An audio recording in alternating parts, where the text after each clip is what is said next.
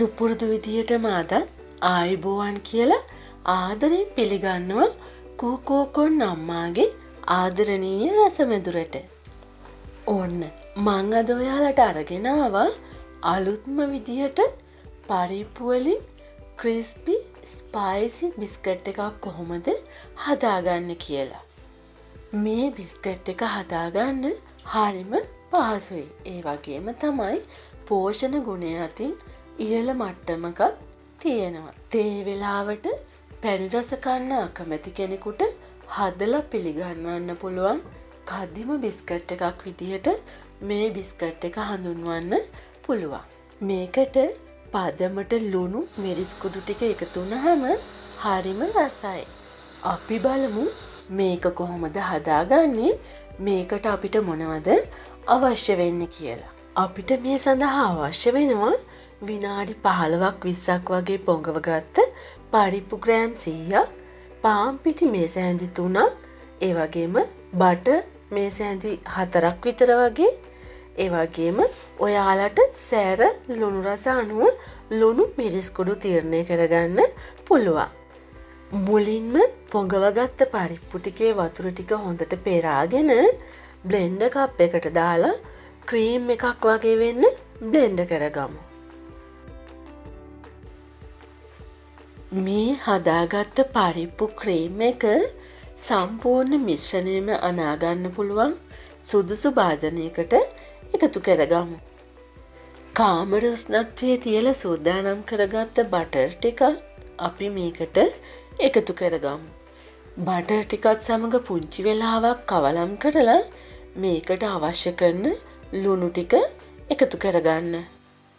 ඒත් එක්කම සූදානම් කරගත්ත මිරිස් කුඩු වලිනුත් භාගයක් මේ මිශ්‍රණයට එකතු කරගන්න. දැන් මේ ටික හොඳින් කවලම් කරගන්න. සූදානම් කරගත්ත පිටි වලින් පොඩ මේකට එකතු කරගෙන හොඳට කවලම් කරන්න. අපි සූදානම් කරගත්ත සම්පූර්ණම පිටි ටික මේකට එකතු කරගත්තට පස්සේ මේ විදිහට අතේ ඇලෙන්නේ නැති පිටි ගුලියක් හදාගන්න පුළුවන්. මේ පිටි ගුලිය විනාඩි 5ක් විතර හොඳට අනාගන්න. පිටි ගුලිය හොඳට කවලම් කරලා අනාගත්තට පස්සේ අපිට පුළුවන් මේ විදිහට පුංචි පිටි බෝල හදාගන්න.